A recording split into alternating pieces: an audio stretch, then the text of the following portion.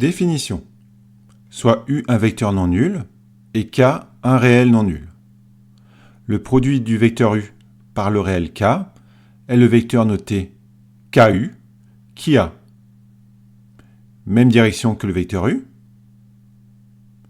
même sens que le vecteur U si K est supérieur à 0 et un sens contraire si K est inférieur à 0.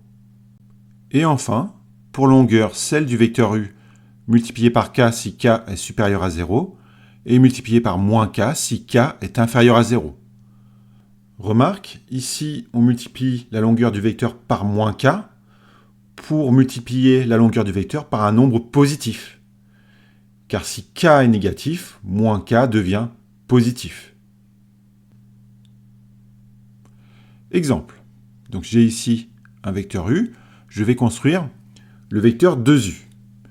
Donc il faut construire un vecteur qui a la même direction que le vecteur U, le même sens, car 2 est positif, et une longueur 2 fois plus grande. Pour cela, on va choisir un point de départ, donc par exemple ce point-là. Ensuite, on regarde le vecteur U. Pour passer de l'origine à l'extrémité de ce vecteur, il faut avancer de 4 carreaux vers la droite et monter de 2 carreaux vers le haut. Et bien, pour construire le vecteur 2U, je vais faire 2 fois ce déplacement. Donc plutôt que d'avancer de 4 carreaux vers la droite, je vais avancer de 8 carreaux vers la droite. Plutôt que de monter de 2 carreaux vers le haut, je vais monter de 4. Et j'ai ainsi construit le vecteur 2U. Graphiquement, on voit bien que ces deux vecteurs ont la même direction, car ils sont tous les deux portés par des droites parallèles. Ces deux vecteurs ont également le même sens, ils vont tous les deux vers la droite et le haut.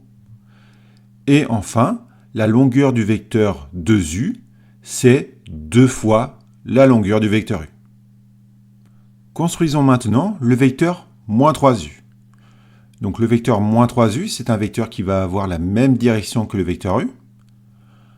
Un sens contraire, puisque moins 3 c'est un nombre négatif. Donc le vecteur moins 3U va aller vers le bas et pas vers le haut. Et enfin, le vecteur moins 3U, ça va être un vecteur qui va être 3 fois plus grand que le vecteur U. Donc pour le construire, on va choisir un point ici en haut du quadrillage. Donc par exemple ce point-là. Ensuite, on regarde le vecteur U. Donc pour le vecteur U, il faut avancer de 4 carreaux vers la droite, puis monter de 2 carreaux vers le haut. Comme le vecteur moins 3U, il est 3 fois plus grand, plutôt que d'avancer de 4 carreaux vers la droite, on va reculer de 3 fois 4, c'est-à-dire de 12 carreaux vers la gauche. Donc 1, 2, 3, 4, 5, 6, 7, 8, 9, 10, 11 et 12. Ensuite, pour le vecteur U, on montait de 2 carreaux vers le haut. Donc 2 fois 3, 6. On va descendre de 6 carreaux vers le bas. 1, 2, 3, 4, 5, 6. Et donc ici, on construit le vecteur moins 3U. Ce vecteur moins 3U, graphiquement, on peut voir qu'il a la même direction que le vecteur U, car le vecteur rouge et le vecteur bleu sont portés par des droites parallèles. Il a un sens contraire à celui du vecteur U. Le vecteur U pointé vers le haut, le vecteur moins 3U pointe vers le bas. Et enfin, le vecteur moins 3U, il est 3 fois plus grand que le vecteur U. Nous venons de voir comment construire un vecteur KU pour K réel non nul et pour U vecteur non nul. Nouvelle définition, lorsque le vecteur U est égal au vecteur nul ou lorsque le nombre K est égal à 0, par convention, on décide que le vecteur KU, c'est égal au vecteur nul. Alors, pourquoi cette convention ? Eh bien, de nouveau, on essaye de s'inspirer des nombres réels. Quand on a un produit de nombres réels et que l'un des facteurs est égal à 0, alors le produit vaut 0. Donc on a décidé que si le vecteur U était égal au vecteur nul, ou que si le nombre K est égal à 0, alors le produit des deux est égal au vecteur nul. Propriété.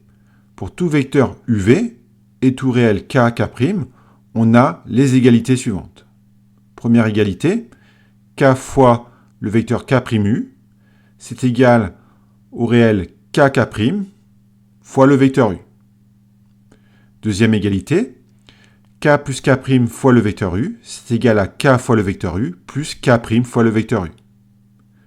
Troisième égalité, k fois le vecteur somme u plus v, c'est égal à la somme des vecteurs ku et kv. Et enfin, une fois le vecteur u, c'est égal au vecteur u. De nouveau, on constate que le produit d'un réel par un vecteur possède des propriétés identiques à celles des nombres.